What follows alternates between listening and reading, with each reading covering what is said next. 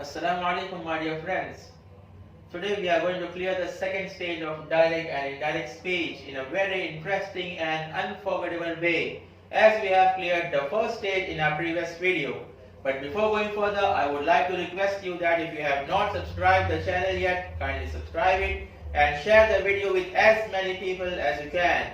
And yes, don't forget to press the notification bell to get more informative and interesting videos in future. I hope for your kind cooperation. Let's move towards the topic.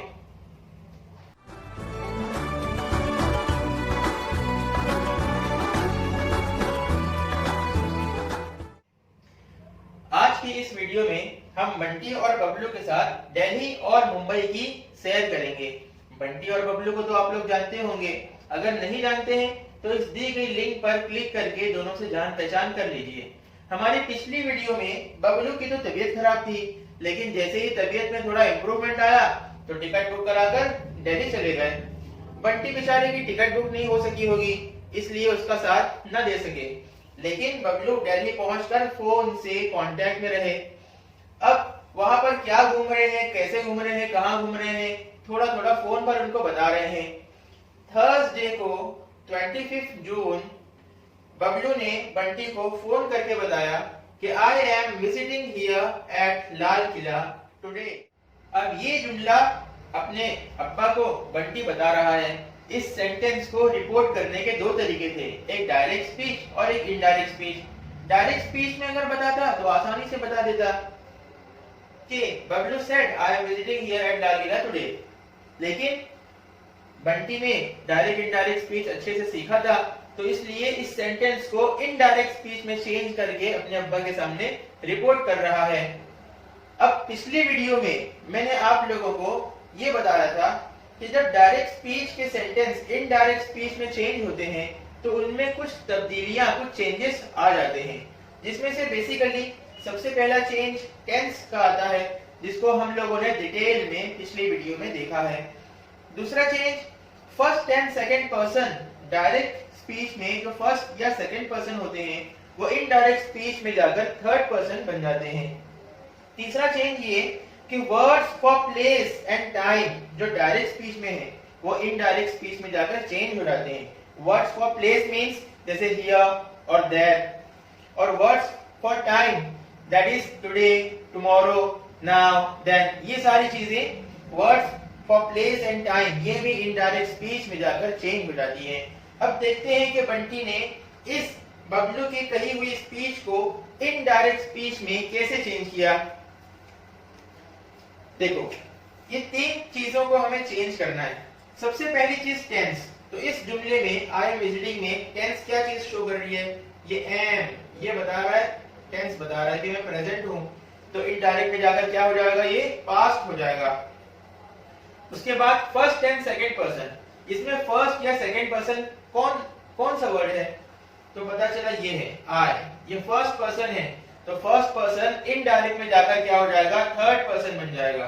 दूसरी चीज words for place. Words for place क्या चीज express कर रही है, कौन सा word express कर रहा है, तो हियर, ये प्लेस को एक्सप्रेस कर रहा है कि हियर, तो वहां पे जाके इनडायरेक्ट में जाके चेंज हो जाएगा। और वर्ड्स फॉर टाइम, कौन सा वर्ड एक्सप्रेस कर रहा है टाइम, तो टुडे, ये एक्सप्रेस कर रहा है। यानी 1 2 3 4 चीजों को हमें चेंज करना है, जो अभी बंटी चेंज करके बताएगा। बंटी कह रहा है ही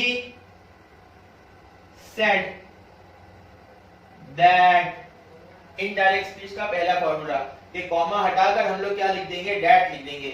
he said that I am, I first and second person को हम चेंज कर देंगे, इसमें चेंज कर देंगे थर्ड पर्सन में।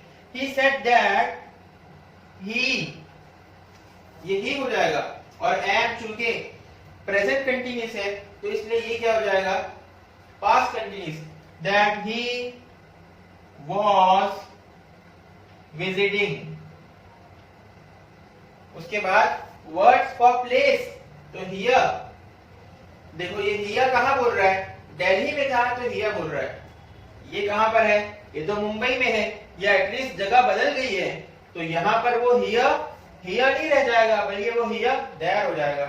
इसलिए यहाँ पर ये कहेगा visiting there at Lal Qila, at Lal Qila. यहां पर थर्सडे को 25 जून को ये टुडे कह रहा था, तो आज तो संडे 28 जून हो चुकी है, तो वो टुडे टुडे तो नहीं रह जाएगा, फिर क्या हो जाएगा, वो दैट डे हो जाएगा, दैट डे। तो इस तरीके से बंटी ने बिल्कुल परफेक्ट तरीके से जितनी चीजें चेंज करनी चाहिए वो तमाम चीजों को डायरेक्ट से इनडायरेक्ट में चेंज करके अपने अब्बा को रिपोर्टेड स्पीच को इनडायरेक्ट में करके बता दिया। Did you all understand? Very good. So let's solve some questions and clear the second stage of direct and indirect speech also very easily. So what is the second rule? Second rule of direct and indirect speech is first and second person will change into third person. अब first and second person क्या होता है? First person यानी मैं जो बात कर रहा हूँ, सेकंड पर्सन मैं जिससे बात कर रहा हूँ, तो हम लोग दोनों चेंज हो जाएंगे डायरेक्ट स्पीच से इनडायरेक्ट स्पीच में जाने के वक्त। First person and second person third person बन जाएंगे। जैसे आई ये चेंज हो जाएगा किसमें? ही और शी में। वी चेंज हो जाएगा दे में। डायरेक्ट स्पीचेस के अंदर अगर ये चीजें हैं तो इनडायरेक्ट स्पीच में वो चेंज होकर ये बन जाएंगी। यू अगर है तो ही या शी हो जाएगा। माय है तो हिज हर। आर है तो that. Your their his her. Me him us them. Suppose he said I am nervous, so what will be the answer? He said that he was nervous. I he हो गया और am was हो गया। He was nervous. Next, they said we are enjoying. They said that they were enjoying. We will change into they and are change into were. We are enjoying that they were enjoying. She said you are jealous. Indirect, she said that he was jealous. He said it is my bag. He said that it was and his bag. He said that it was his bag. They said your problem is our problem. अब इस sentence में our and your दोनों आ गए, your और our. They said that his, your का his हो गया, his problem was their problem. R का क्या होगा? R का their problem. Next, he said dad is with me. So in direct speech, he said that dad was with him. Next, she says, देखो अब इस sentence में reporting verb जो है वो प्रेजेंट है, प्रेजेंट सिंपल है, तो इसलिए blessings are ही रहेंगे, वह नहीं हो जाएंगे। She says that blessings are with us, change होकर हो गया them. Blessings are with them. Next, he said to me, you played very well. अब देखो ये एक और रूल क्या है? If address person is reporter, मैं सेकंड पर्सन से कोई बात कर रहा हूँ और ये सेकंड पर्सन ही मेरी डायरेक्ट स्पीच को इनडायरेक्ट स्पीच बना रहा है, लेकिन मेरी स्पीच में जो जुमला था वो आपके बारे में था, यानी इनके बारे में था। If address person is reporter, he will become first person. जैसे he said to me, मैंने इसको कहा, you played very well, तो ये जाके आपको बता रहा है। He said to me, यानी राशिद ने मुझसे कहा that I had played very well. Did you understand? Very good. Okay, चलते हैं हम आज की लास्ट एक्सरसाइज की तरफ। What is the next rule? Words expressing nearness will change into words expressing distance. ऐसे words जो nearness की तरफ इशारा करते हैं वो चेंज हो जाएंगे ऐसे वर्ड्स से जो डिस्टेंस की तरफ इशारा करते हैं। जैसे now becomes then, this becomes that, these those, here there, today that day, tomorrow the next day, yesterday the previous day, next week or next year, the following week or the following year. Last week, last month, last year will change into the previous week, previous month or previous year. Now come to the exercise. He said, I am in hurry now. He said that he, ये first person था तो ये third person हो गया, he was in hurry, now will change to then. He said that he was in hurry then. She said, this is a new car. She said, that was a new car. They said, these children are playing. They said that these will change to those children were playing. They said, we are enjoying here. They said that they were enjoying there. Boss said, you have to attend the meeting today.